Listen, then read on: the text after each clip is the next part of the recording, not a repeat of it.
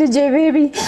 አጥፍቼህና በድዬህም እንደሆነ ይቅር በለኝ እናት ልጆን ለመፈለግ ነው የመጡት በዛን ሰዓት ልጁ ኃይለኛም ነበረ ትዛዝም አይታዘዝም በጣም ከባድ ልጅ ነው እና ሆቴልም ነበርኝ እኔ ምጣድ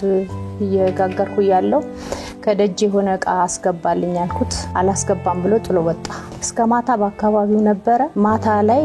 የለም 9 አመት አካባቢ ይሆናል 9 አመት ነው ገና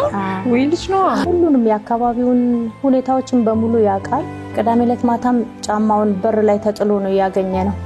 የትኛው በር ላይ ማለት ነው በውጪ በጓሮ በር በቃ ምንም የቀረንም ነገር የለም ፈለግን በአካባቢው ሁሉ ተፈለገ ምንም ሊገኝ አልቻለም አሁን 17 አመቱ ነው ያው የልጅን ነገር እንግዲህ ወለደ ያቀዋል የርብዬ መናገር የምችለው ነገር የለኝም 17 አመት መቆየት ያለቀሱ ማለት ከባድ ነው የእውነትን እግዚአብሔር ይፈልግልኝ ብዬ ነው ዝም ያልኩት እስካሁን እንግዲህ ያው እንደዚሁ እንዳለቀስኩ ነው ያለሁት ለኝም 17 አመት መቆየት ያለቀሱ ማለት ከባድ ነው ምናልባት እግዚአብሔር ረድቶን እንግዲህ ካወቀ ወደ ማስተዋል ከተመለሰና በህይወት ካለ ይመጣል ብለን አስባለን ልጄ ቤቢ